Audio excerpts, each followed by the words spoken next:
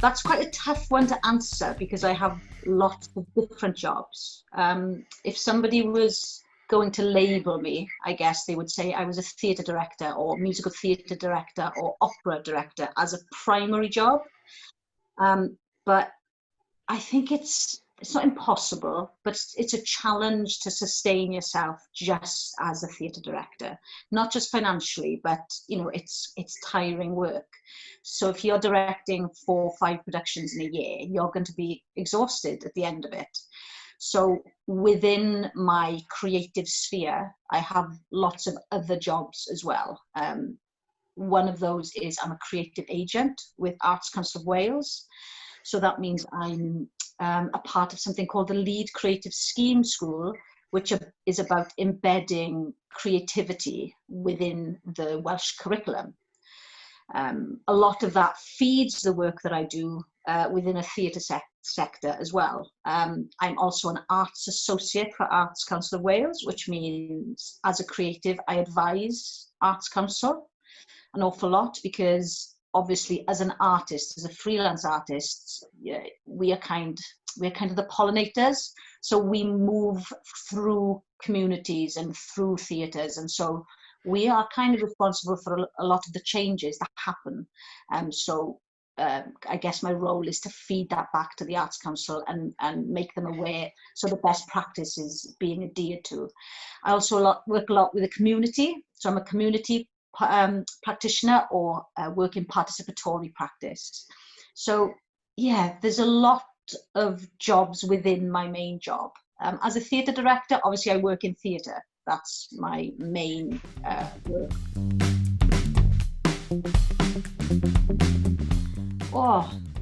Honestly, it varies. So once I've decided on a show that I'm going to be directing, or if I'm given a show, obviously there's a lot of research. We call this the pre-production phase. And this can be quite an isolating job because it's my role to really go through that text and what we say is kind of remine the text and make sure I'm as prepped as possible for my actors and for my creative team. So I will be responsible usually for selecting the creative team. So that's the lighting designer, the producer, the stage manager, the DSM, the deputy stage manager, and assembling that team and making sure that the team know what my artistic vision is. And all that happens before I even step into the space. And that can take weeks and weeks and weeks. Obviously then when you step into the rehearsal space, I guess I'm responsible for the whole team in a creative sense.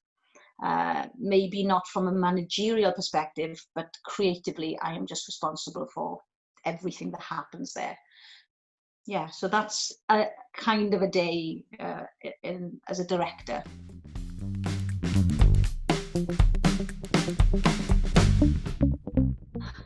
Yeah, there's unexpected things every day. Is the best answer I can give you, I guess. One is you can almost feel like a counsellor at times because you have, especially for the actors, you know, that actors have to be so malleable and open. You have to know what works for each actor. So I have a huge toolkit of tools that I use from different practitioners. And I have to know and try and assess what is going to work for each actor. So there's a lot of mind games that go on without your actors realizing. So you're trying to work them out, you know. So that's really interesting. And psychologically, you become quite astute at that. So I think I feel like, I don't know if I can, but you feel like you can suss people out a little bit better because it becomes a part of your job daily. Organizational skills. I haven't always been the most organized person, but I'll give you an example. When I was working with Welsh National Opera, when you're working in a huge company like that, there are hundreds of people you are working with and under and above. So the coordination of getting everybody organized around that is huge. So they usually rehearse 3 operas at a time, and you have your chorus, and the chorus move between the 3 operas. So when I was staff director there, I was staff directing, I think the last one I did was Madam Butterfly, and I had to schedule the chorus moving between all those rehearsals, and it was such a challenge. So that's not something you expect as a director. You think you're going to be hugely creative all the time. But I have to be organized in my creativity as well, especially in the pre-production. So as I said earlier, I work for hours and hours and hours alone. People don't tell you that. And I'm very organized and meticulous in the way that I approach my text. And I will kind of follow a checklist. And that's something that I've developed over the past few years, the past 10 years. So I'm quite meticulous in how I do that. So that's organizational kind of skill set that I've really adhered to. Budgeting. When I first started budgeting, yeah, that was very, very tough. So don't be afraid of asking for help, I think, with budgeting. Application forms. So I spend half my life filling out application forms for funding for people like Arts Council of Wales, Big Lottery, Heritage Lottery Fund. And once you've done your show, if you're receiving public sector money, you also have to fill in what we call completion reports. So report writing, and again, it's a skill that you develop. So yeah, there's lots of unspoken skills that are needed.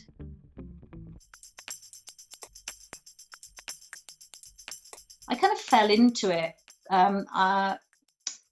education-wise. I came through the school. My school was Welsh medium education, so I was always involved in the Eisteddfodau. So we've got stuff. We've got things like the Urdd and the Genedlaethol. So they're Eisteddfods. And when I was young as well, we used to have a lot of regional Eisteddfods. So I used to sing a lot, and my parents used to take me around all the regional Eisteddfods. And I used to love it because if I won, I got a lovely medal, which was great, but I also got money. So that was the incentive. So, I had my bank balance was better, I think, when I was in my teens than, than it is now. So I fell into it, and I was really lucky in school that I had a brilliant drama teacher, and they pushed me to audition for Royal Welsh College of Music and Drama, something I would never have done had I not been pushed. So my journey towards directing came from being a jobbing actress, I guess, and having to pay my bills, so going to work in drama schools. So it's not something I planned. I never ever planned when I was studying to be a theatre director. I always wanted to be a performer. I had nothing else in my mind. I thought that was the only thing I could do. So it's been a strange old route with regards to how I've ended up here, yeah. This is going to be an obvious answer. It's not an obvious answer, but it's my dad. I could come up with somebody famous that we all know, but my dad played piano, and he was the one who was the driving force in our family to get me singing and to get me performing. So I would have to choose my father, and he still inspires me every day, really, because he's a good man. And whatever I do, he champions all my failures, and I fail every day. I guess I would be labelled as a successful director, but I fail every day like everybody else. So I would kind of choose him. As an inspiration directorially, the one person that really comes to mind is a director called Richard Jones. He's an opera director. And I remember going to see Hansel and Gretel at Welsh National Opera and just being so inspired by him, because his operas are picture perfect. The composition in these in these operas that he directs are out of this world, just every detail. So when you're looking at them, you feel like you're watching a portrait come alive, and the way he uses lighting. So and those images always stay with me. So every time I direct opera, I'm always thinking along those lines.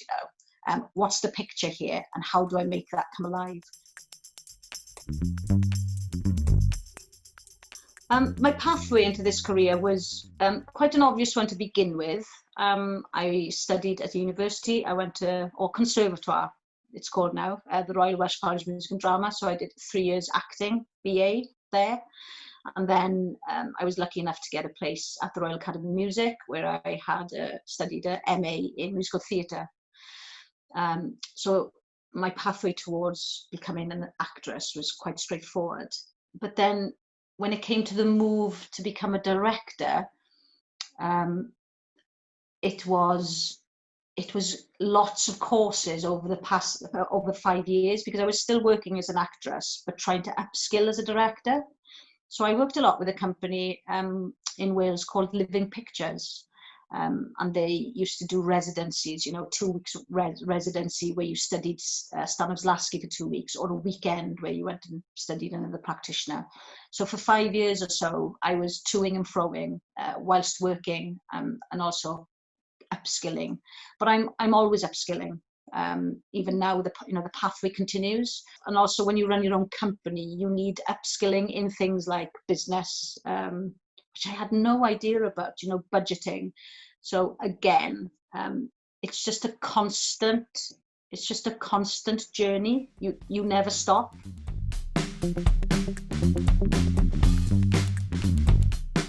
As an inspirational teacher, it would be my singing teacher, who I had for years and years and years. And the reason I mention this was Patricia O'Neill. The reason I mention her, I guess, is it's not just that she was a great teacher, she was a great mentor. She was just a friend, really great friend. So, if you'd had a bad day, you always knew that you had your singing lesson coming up. So I think it's that pattern of behaviour. It's instilling, people like that can instill a pattern of behaviour in you, which becomes a way of life. And it helped, having her as a steady anchor, really allowed me to forge my own path through my creativity, because it wasn't just about the singing lesson, it was about who I was as a singer and who I was then as a person. So she kind of inspired me never to try and mimic anybody else, and she never tried to manipulate my voice to sound anything other than what my voice sounded like. So finding people like that who bring out your authentic self, I think is vital. And then there was another teacher, Rhian Ellis, who was a school teacher. She became head of the school that I was in. She just retired, had been awarded Head of the Year, actually, last year. And I'm still friends with her, even though she was my school teacher, we still speak every week. And she actually took me to my auditions at Welsh College of Music and Drama, because my parents decided to go on holiday. So she took me along with the drama teacher. So, I owe so much to these people. Find those people who really champion you and latch on to them, because they are few and far between. If you don't know what to do, do nothing. That sounds really negative, doesn't it? But it's not at all.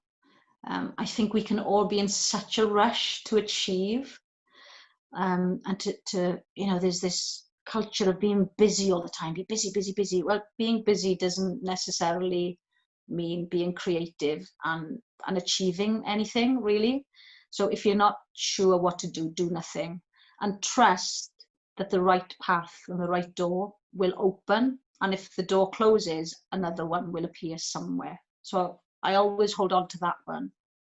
And knock on doors. Never, ever be afraid of knocking on doors. I love it when young people, older people, just drop me an email, drop me a message on Facebook. I'm one of those. Not everybody is. But if somebody drops me a message on Twitter, Facebook, I will respond. If those people don't respond, they're not your people. And that's okay. It's not a reflection on you if somebody doesn't respond. They're just not your people. And you will find your people. So just always, always, always knock on doors and try new things. I think the biggest piece of advice is keep learning, keep upskilling. When I say upskilling, like in all avenues, not just soft skills as well. Soft skills are vital in this industry. You have to get along with people, because you will work with so many thousands of people who have huge knowledge and who have been in the sector working for years and years and years. But you may have skills that they don't. So get good at those soft skills with regards to learning about people and trying to work out where your skill set fills in. Keep an eye out for what other skills people have got and kind of go, oh, I want to learn to do that. The more skills you have, the more you will work. So yeah, get on lots of courses, ask advice. Never be afraid of saying, I don't know. Because if you don't know, somebody will tell you where to look.